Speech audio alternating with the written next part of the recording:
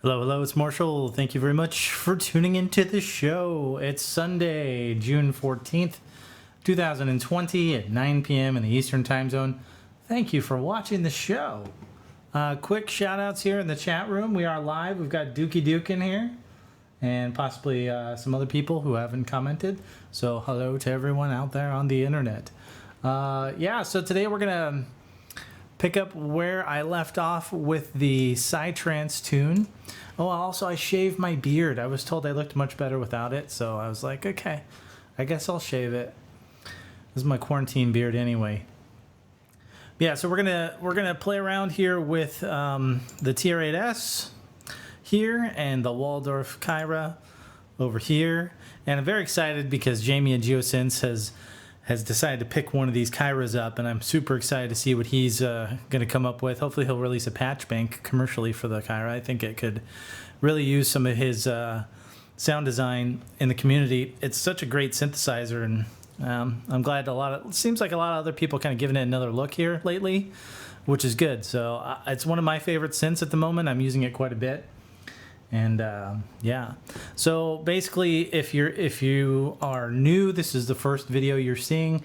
Basically I've done 2 previous live streams working on a Psytrance tune with the TR-8S and the Kyra. If you want to go back and kind of see what I've done there, you can check those out. They'll be obviously in the channel. I'll probably make a playlist for it or something. This will probably be the last one on this particular tune, and we'll kind of go from there. But let me just kind of let you guys hear what I have done here so far. I have changed a few things up since the last time, and I'll kind of go over what I've done, and then I don't know how much more I'm going to do to this, but I guess we'll give it a listen. So here we go.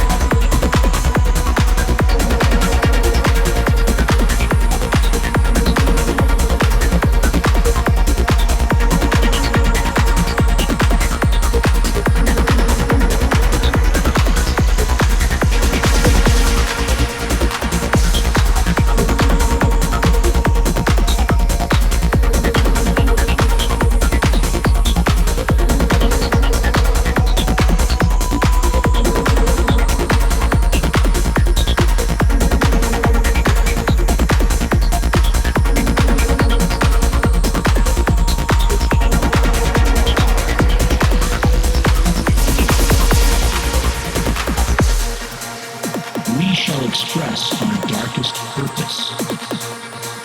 Know that we have provided, and we have this hour a constant will to live.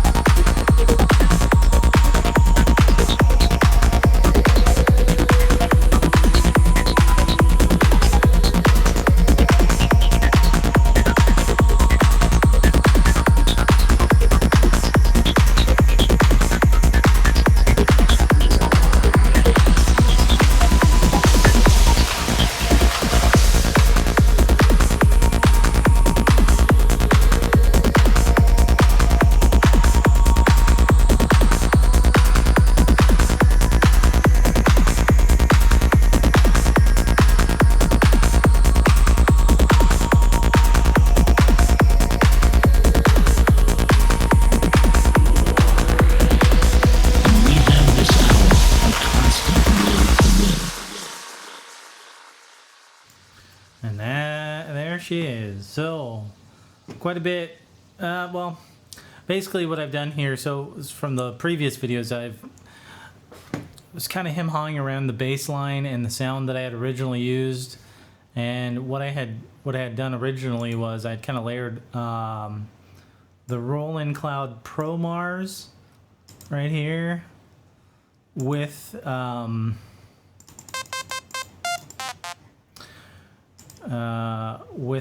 MS-20 Korg Legacy plugin. Oh, and it's muted actually.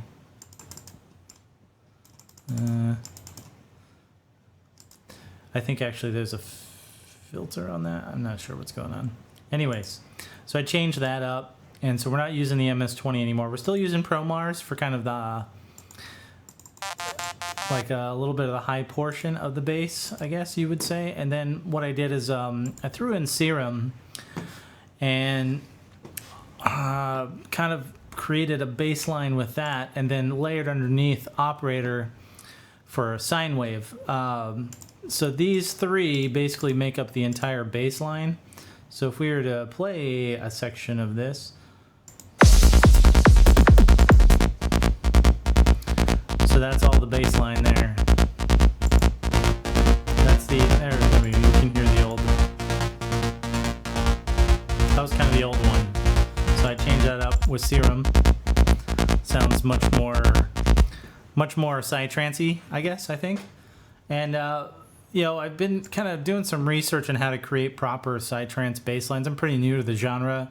It's only really my second track in that genre. I've done lots of trance, and especially classic style trance, because that's kind of my favorite thing. But I wanted to kind of branch out a little bit into some other stuff in the genre, in the trance genre itself. So psy-trance is really cool. I've always thought it was cool, and I've never really tried to make any. So I'm still kind of getting my feet wet on this. And yeah, I think Serum does a great job. And we've got bass. So that's one of the main changes from the last time I did a video here. Then on the Kyra, so we do a breakdown on the Kyra. So I'm using basically 3 different timbres, and let me kind of, I'll play the 3 timbres.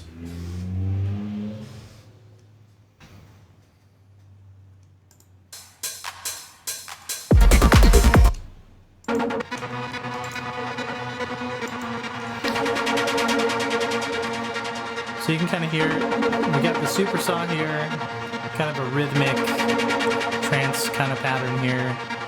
And then this is an effect here, like the transition effect. These are all 3 playing real time off of Kyra, which is one of the cool things about Kyra. So you get the multi-timbrality, 8-part multi-timbrality. And then of course if we add in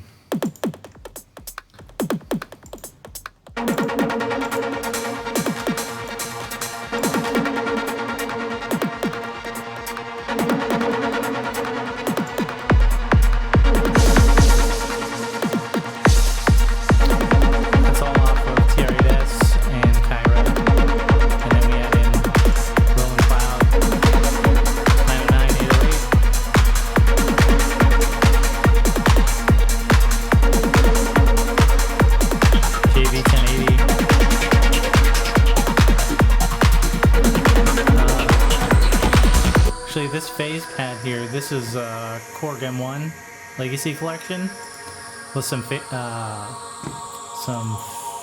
phaser on it. The phase motion, it's a great plugin. So, and I'm just using kind of the choir part of the M1 and then just soaking it all up in phaser. And it's such a cool effect, I think. I've heard this used a lot in the old days. And it's a style that I like and appreciate, and I think it sounds cool, so that's where that came from. And we got bass, and we got the Chip Sounds chiptune plugin. This is kind of a sweepy thing.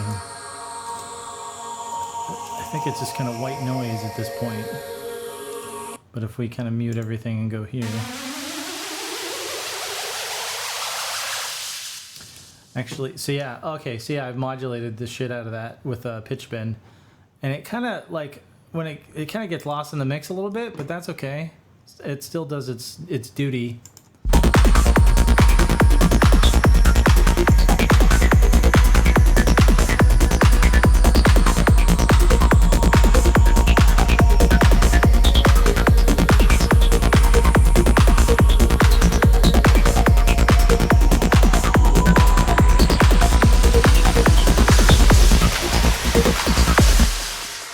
So that combined, so like this combined with the Kyra sweep, is kind of what I'm using as the transition sounds. And then of course the vocals, which I worked on last week, these are some vocals. I should play you guys the original track. I should have thought about that, but the original song I made for this was from years and years ago. And this is one of my all-time buddies from Colorado, Phil, who's moved on to New York many years ago to do film and film production, I guess, film and theater.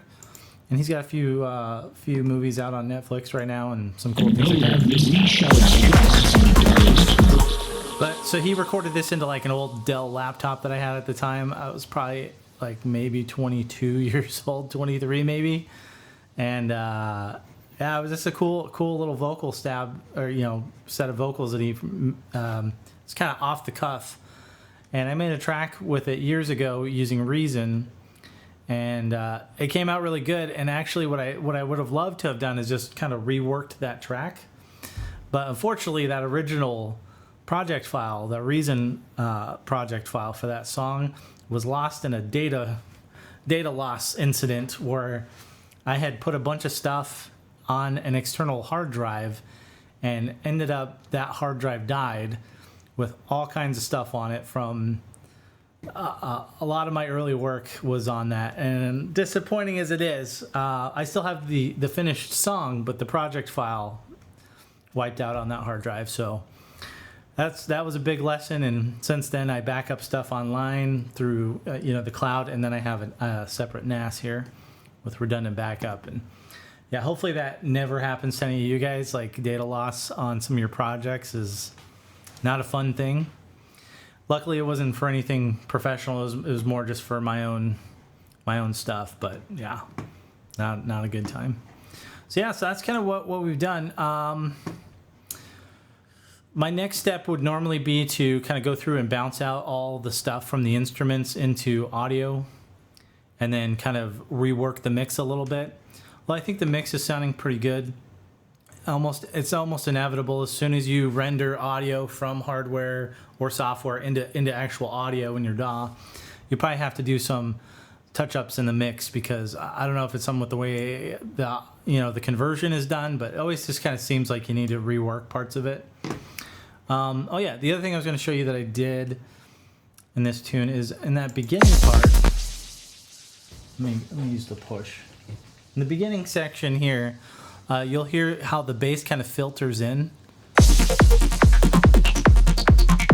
kind of a high-pass filter on that.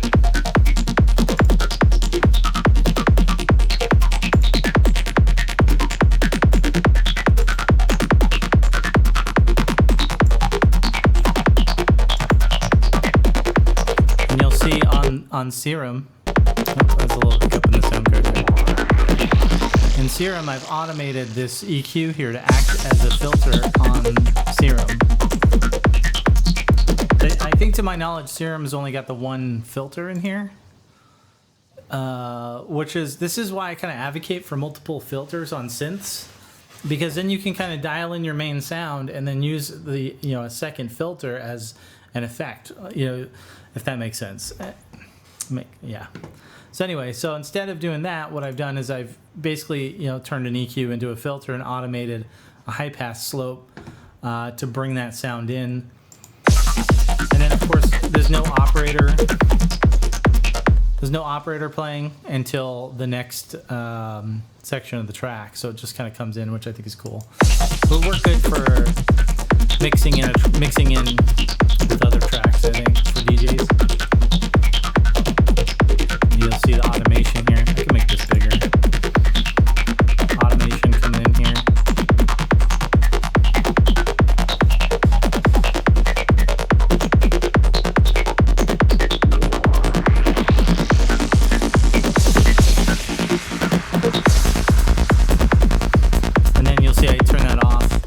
I turn this off in automation so that we can not have that filter, that extra EQ filter going on in the rest of the track. So then with Kyra on the kind of trancey lead, I've also kind of went in here and did the automation for the filter in this. This was something I was doing by hand previously in other videos. If we go into the envelopes.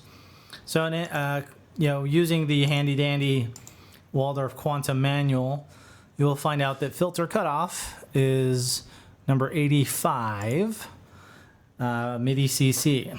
So I've drawn in some envelopes here to control that, and that's how that's all done. And I have a few different sections for this. So this is like the big swell here.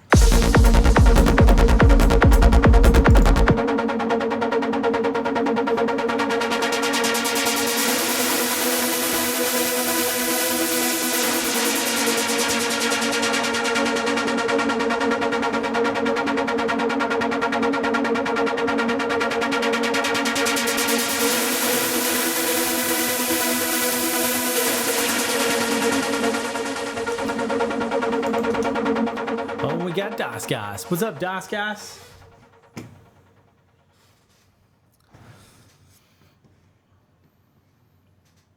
Sorry for short notice on the streams, guys.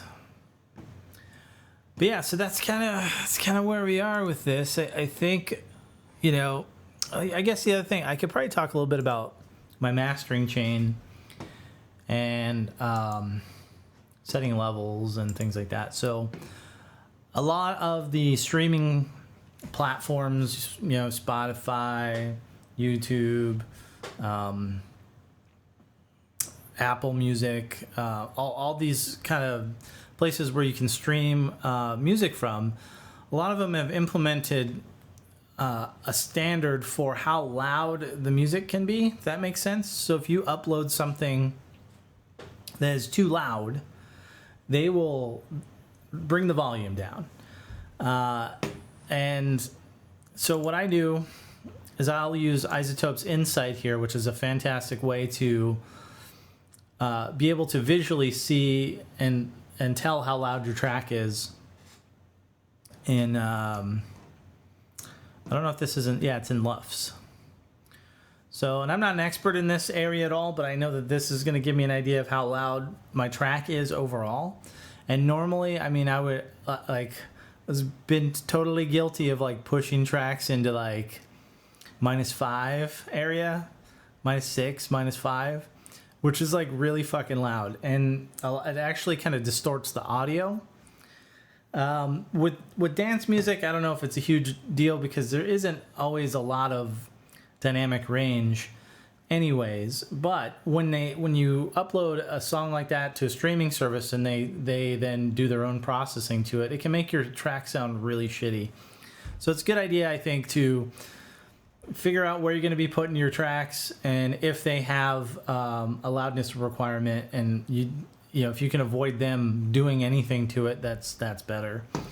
So on average, I think with this track we're running at -10, but there are sections where it gets a little bit louder than 10, and that's okay, I think.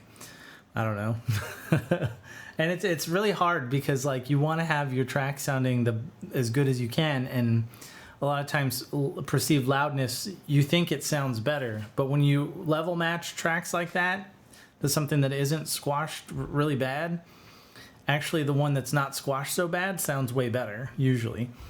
So I don't know. It is a temptation, though, to make it louder. So I'm totally guilty of that.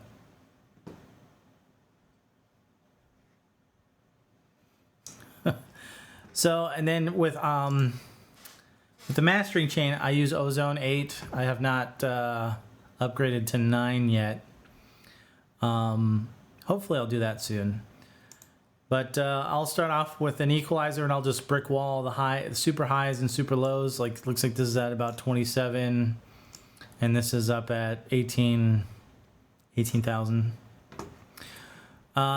Just so that anything that's kind of distorting in those super low or super high ends, it's just not, you're just not gonna get it in the mix. Then I'll use a EQ exciter, And I don't do a lot with this most of the time, but it just helps to bring out a little bit in certain bands. And then this is where kind of the magic happens, is in the dynamic EQ. I'm not even showing you guys the screen. Let me start that over. We have the Isotope plugin, which I was speaking about. This gives you the perceived loudness. Then we have Ozone 8 here. And I'll start with the EQ, brick wall, high and low. The exciter, right? And then the dynamic EQ is kind of where this, where you have a lot more control over adjusting how things sound and really kind of acting as a glue, if that makes sense. So you've got kind of multiple bands here that you can adjust here, and the amount of limiting that you're going to do on each one of these bands, or compression. So this is kind of use your ears. If you have monitors, studio monitors, it's going to be a huge benefit, because anything that can give you as full a range in the spectrum as possible is going to give you a better idea of what's happening in your mix and what you might need to adjust here and there. Some of that you should focus on in the mix as well. You know, you don't want to have like EQ the shit out of your bass to where it's like way overpowering, and then come and try and fix it here. That's not a good idea. Make your mix as good as you can, and then just kind of subtle tweaks in the mastering process. Then I'll do a tiny bit of stereo imaging, and a lot of times I'll pull this low end, just put it into the negative to where the low end is super mono. So if there is anything kind of going a little wide, it'll kind of squash that down. And I'll usually bring up a little bit in the high end. And then we have the dynamic EQ, which I love, because you can actually pull certain frequencies out, but only have those be triggered at certain levels. This, again, you have to kind of use your ears, and I'm not like a mastering engineer or anything, so I don't know if I'm making mistakes. I probably am. But again, the better your setup for listening back, things like this might be easier. And then last bit is just the limiting. And I usually try and go for fast on the attack for the limiter. And this stereo independence, I don't know exactly what this does. I should probably read about it, but I kind of keep it at like 13. And that's kind of it. So while this goes through, we can track the loudness and see how much kind of we're squashed on this. You'll see like my track's not really that loud, and the amount of limiting I'm having to do to bring it up to, this -10 is a decent amount. Like I'm down 7.9 dB, and I'll usually leave a hard limit at -0.6 dB on here, just so that it's impossible to clip beyond this, if that makes sense. Anyway, so I'll play this back again, and we can kind of watch these filter, watch these tools do their magic.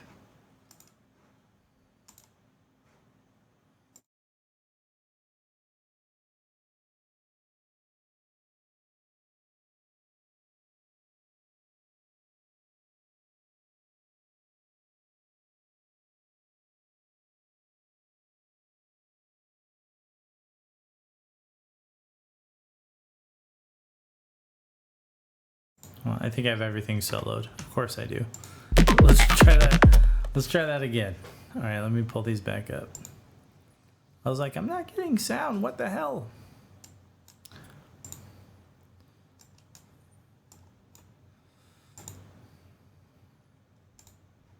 Okay, here we go.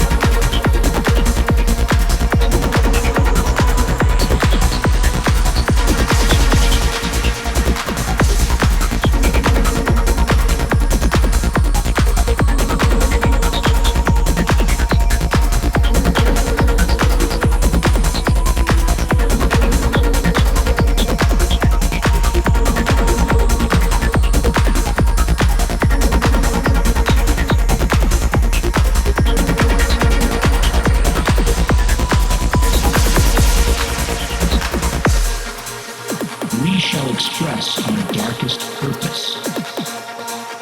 Know that we have divided, and we have this hour a constant will to live.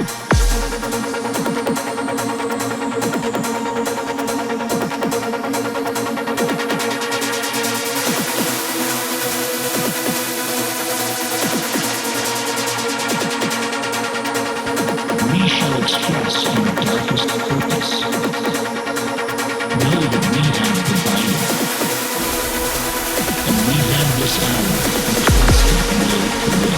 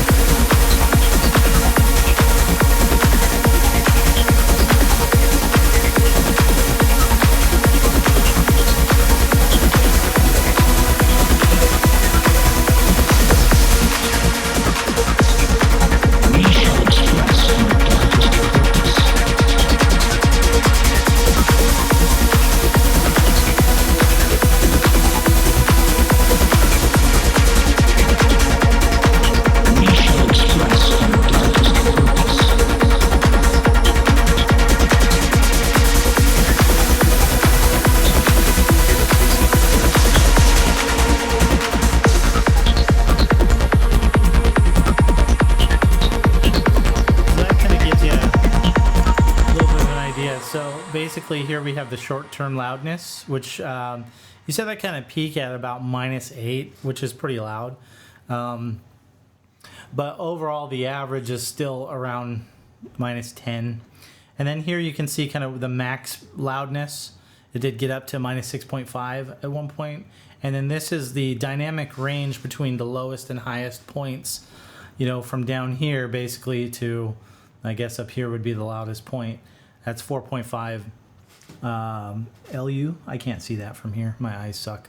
But yeah, so this is a great tool for that. And then, of course, over here we could see, you know, I think the track was coming in -15, -12-ish, somewhere around there. And then I'm pushing it up. And then we're just monitoring for loudness here. So it's again, it's all about the ears.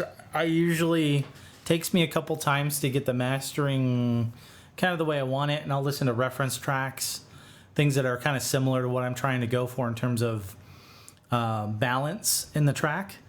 And so it means taking, because this room is not ideal, and none of the rooms I've ever worked in have really been ideal. So I usually end up taking these in the car and listening to on other systems and stuff, and then referencing other tracks and how they sound in those different environments, and then trying to kind of match with my ears using you know, a combination of mixing and then some of the mastering parts here with the exciter and the dynamic compressor. I might have called this any EQ later.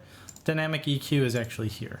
So anyways, that's always kind of been the hardest part, and trying to get the bass to sound correct, and trying to get that punch that you want, and not have everything just sound like shit is difficult.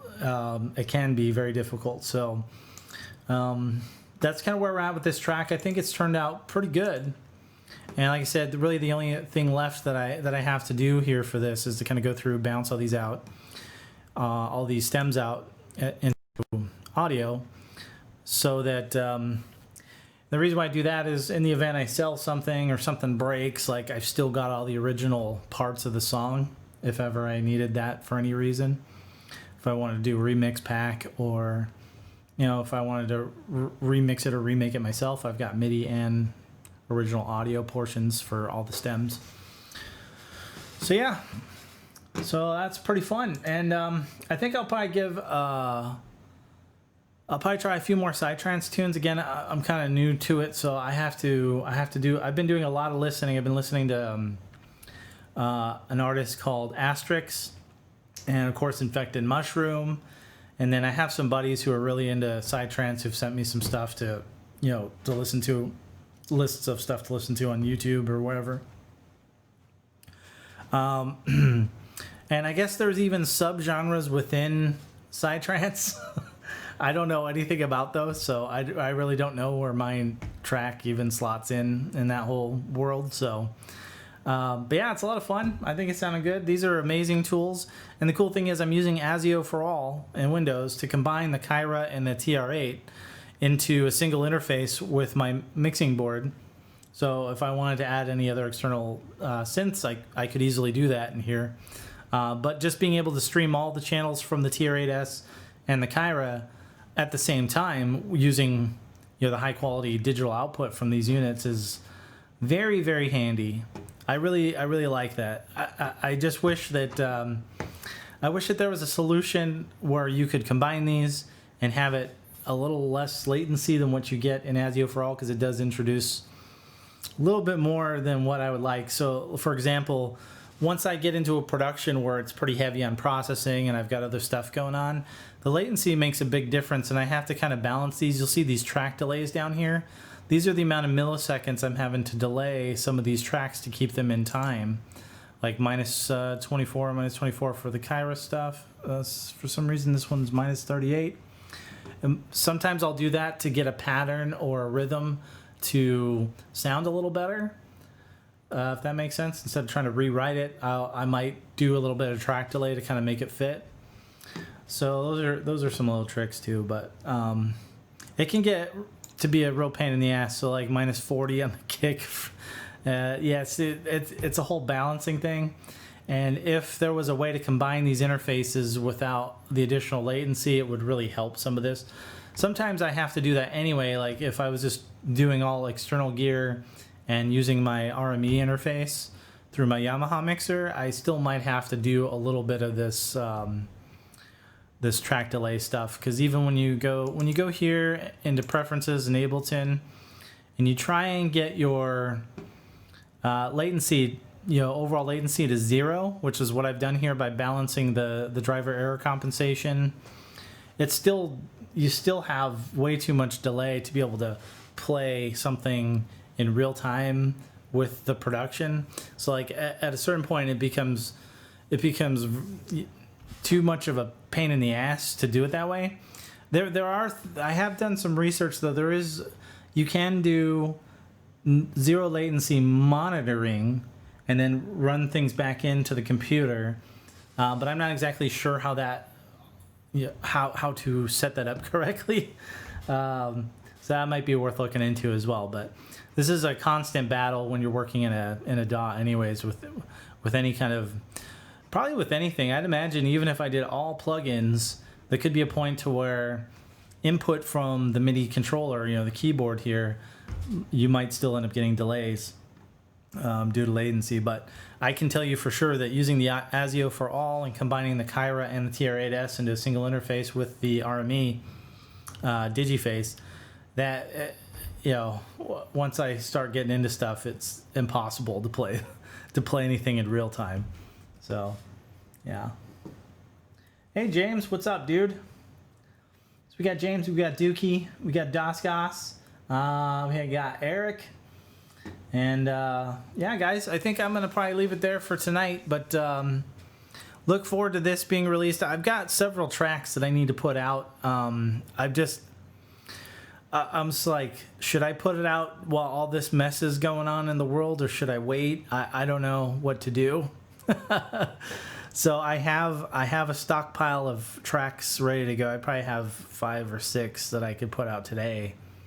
But I think I'm going to wait a little bit.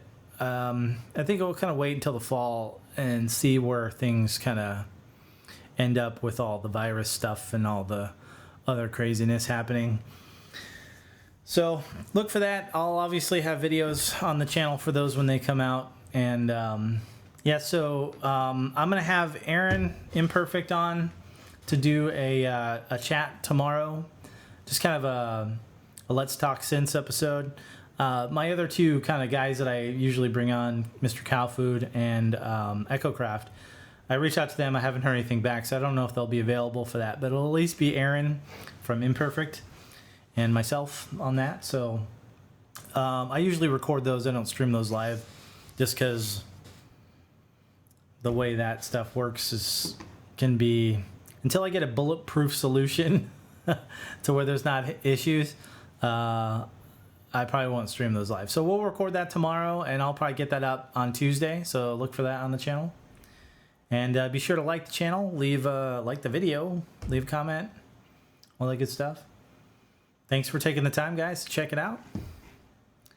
Have a great rest of your weekend, and have a great week. Bye.